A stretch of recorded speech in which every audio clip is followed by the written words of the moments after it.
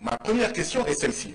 Dans un des rapports, il est mentionné qu'il y a 16 939 428, je crois, millions de dollars, que des donateurs ont donné à la CEDEAO pour des infrastructures routières. Ma question est, qui sont ces donateurs? Mon deuxième propos est celui-ci. Peut-être que nous, CEDEAO, nous regardons le monde, l'Afrique et nos propres pays avec les yeux de nos donateurs. Certains se posent la question, pourquoi cette route va jusqu'au Cameroun? Peut-être que c'est l'intérêt des donateurs et pas l'intérêt de la CEDEAO. Certains parmi nous se posent la question de savoir pourquoi MTN, il faut y ajouter Orange, France Télécom, fait une puce au Nigeria, une autre puce différente au Sénégal, une autre puce différente au Mali, une autre puce différente au Togo et au Bénin, etc. Et on se demande pourquoi ça? Mais parce que c'est l'intérêt du donateur. Mais parce que nous n'osons pas faire ce que font les États-Unis. Les États-Unis ont créé les États-Unis d'Afrique. Mais chez nous là, chacun veut être président chez lui. Chacun veut être président du Parlement chez lui. Chacun veut être député chez lui. Chacun veut être ceci ou cela chez lui, au détriment des intérêts du peuple de l'Afrique de l'Ouest.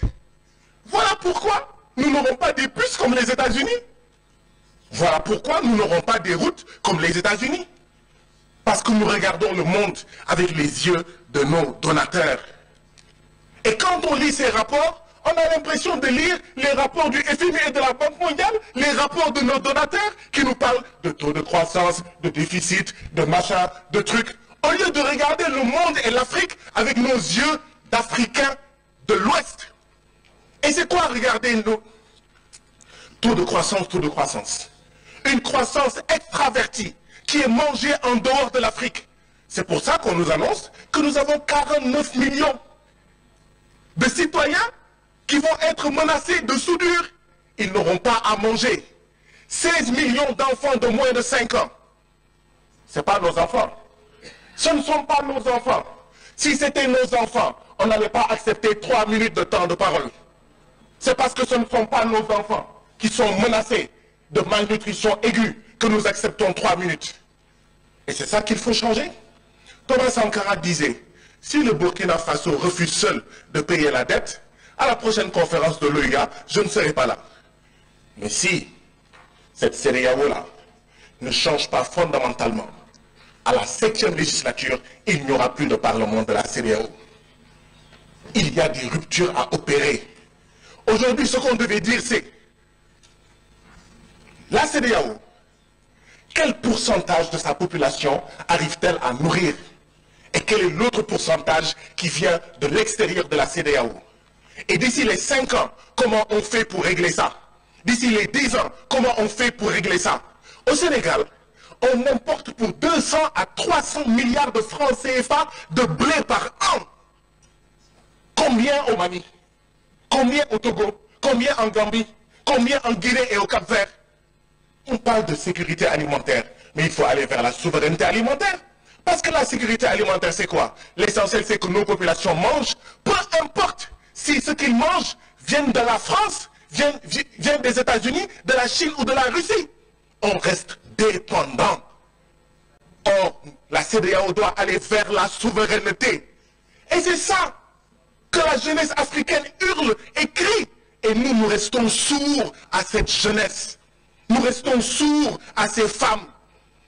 Nous restons sourds à nos peuples. Si nous continuons à rester sourds, il n'y aura pas de 7e législature. Cette 6e législature risque d'être la dernière, je ne le souhaite pas, de la CEDEAO. Il faut changer ces rapports. Il y a des rapports qui sont coupés, on ne voit pas la fin des phrases, on ne voit pas la partie droite. Il faut les changer, il faut les recommencer et les redistribuer à ces distingués parlementaires. Monsieur le Président, dans mon pays, et je crois que c'est la même chose dans vos pays, aucun directeur n'ose venir à l'Assemblée nationale pour parler avec les députés. Dans mon pays, si le ministre ne vient pas, personne ne vient.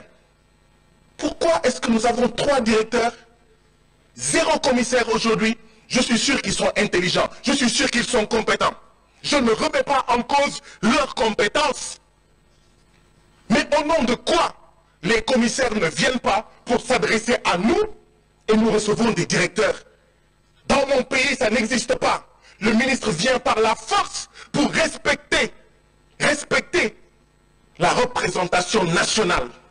Nous représentons les peuples de la CEDEAO. S'ils n'ont pas notre temps, ils auront le temps de qui? Ce n'est pas Guy Marius qui est là, c'est le peuple sénégalais qui est là. Ce n'est pas Koné qui est là, c'est le peuple ivoirien qui est là. Ce n'est pas Chérif qui est là, c'est le peuple gambien qui est là. Ce n'est pas Condé, ce n'est pas Fanta Conté qui est là, c'est le peuple guinéen qui est là. S'ils n'ont pas le temps du peuple guinéen, ils auront le temps de qui et de quoi? Il faut des ruptures. Il faut changer cela. Je vous remercie.